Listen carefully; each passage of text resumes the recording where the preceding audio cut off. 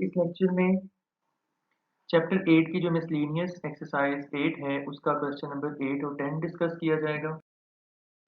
सबसे पहले हम क्वेश्चन नंबर 10 करेंगे क्योंकि इसको पहले हम करके एक कंसेप्ट को अंडरस्टैंड करेंगे, उसके बाद क्वेश्चन नंबर 8 हमें ज़्यादा अच्छे से समझ आएगा इंशाअल्लाह। तो ये क्वेश्चन है कि whether the triangle with sides 8, 15 and 17 centimetres is acute, obtuse और राइट एंगल्ड। ये आपने डिटरमिन करके दिखाना है कि ये अगर इन मेजरमेंट्स को यूटिलाइज करते हुए एक ट्रायंगल बनाई जाए तो रिजल्टिंग ट्रायंगल कौन सी होगी, क्या वो एक्यूट ट्रायंगल बनेगी, क्या वो ऑब्ट्यूज ट्रायंगल बनेगी, या जो है क्या वो एक राइट एंगल ट्रायंगल बनेगी।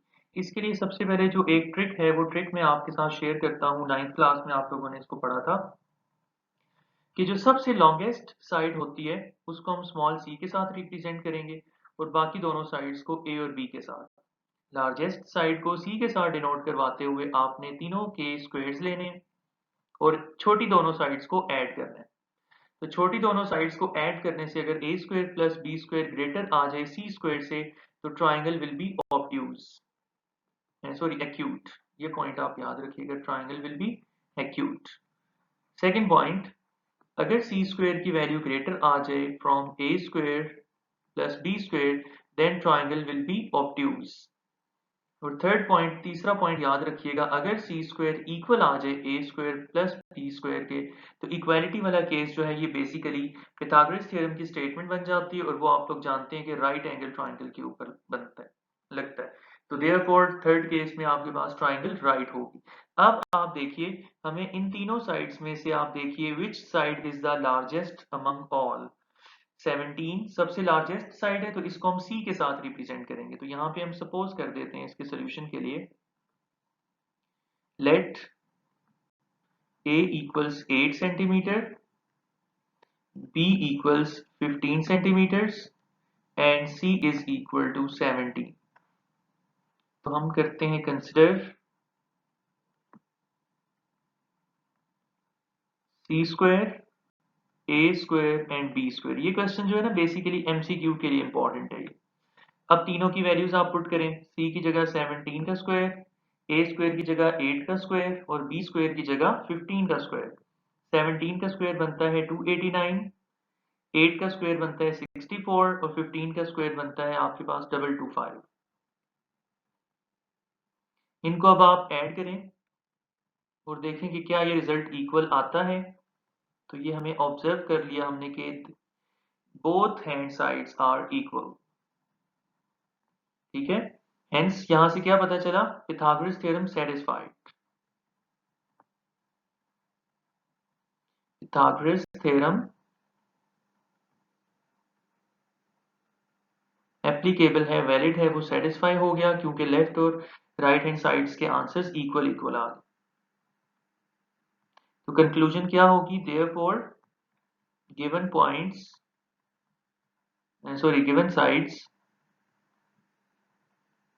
form which type of triangle, a right angled triangle। I hope so ये आपको समझ आया होगा। अब इसी कंसेप्ट को हम यूज करेंगे नेक्स्ट क्वेश्चन को करने के लिए। अब ये जो हमारे पास है क्वेश्चन नंबर 8, इसमें सबसे पहले आपने ट्राइंगल की टाइप को डिसाइड करना है। आपने ट्राइंगल की टाइप को डिसाइड करना है कि ये कौन सी टाइप की ट्राइंगल बनती है। तो ये आप देख सकते हैं कि बिल्कुल एग्जैक्टली सेम मेजरमेंट्स आपको गिवन है जैसा कि क्वेश्चन नंबर 10 में गिवन थी। तो वहां पे हमने वेरीफाई करके देखा था पूरा प्रोसेस करके कि ये राइट एंगल ट्राइंगल बनती है। अब देखना ये है कि राइट एंगल कौन से पॉइंट के ऊपर बन रहा है। आप देखिए which side is the largest side, a is equal to 17 is the largest side. तो आप याद रखिएगा, याद आपने ये रखना है कि जो स्मॉल a होता है उसके सामने वाले कॉर्नर को, उसके सामने वाले वर्टेक्स को हम कैपिटल A से रिप्रेजेंट करते हैं। तो इसके सामने ये जो वर्टेक्स होगा इस पे यहाँ पे कैपिटल A होना चाहिए। बाकी हम इसको पॉइंट B कह देते हैं, एंगल B कह देते हैं और ये तीसरा हमारे पास एंगल C हो जाएगा। इस लिहाज से ये जो C है इसकी मेजरमेंट हमें गिवन है 8 और ये जो वर्टिकल साइड है B इसकी मेजरमेंट हमें गिवन है इक्वल टू 15 सेंटीमीटर्स। अब राइट एंगल हमें पता चल गया मौजूद है इस जगह पे, तो 90 के सामने हाइपोटेन्यूज होगा, ये एंगल B आपके पास रिक्वायर्ड है। तो हम इसके ऊपर फार्मूला लगा लेते हैं, साइन का फार्मूला भी लग सकता है, कॉस का फार्मूला भी लग सकता है और tan का फार्मूला भी लगता है। तो आपने कोई एक फार्मूला बहरहाल यूज़ कर लेना है। फॉर एग्ज़ाम्पल हम साइन का एंगल साइन की रेशियो यूज़ करते हैं। तो sine of angle B is equal to sine का फार्मूला क्या होता है? Perpendicular divided by hypotenuse. अब यहाँ ये डिसाइड होगा कि परपेंडिकुलर कितना है और हाइपोटेन्यूज कितना है।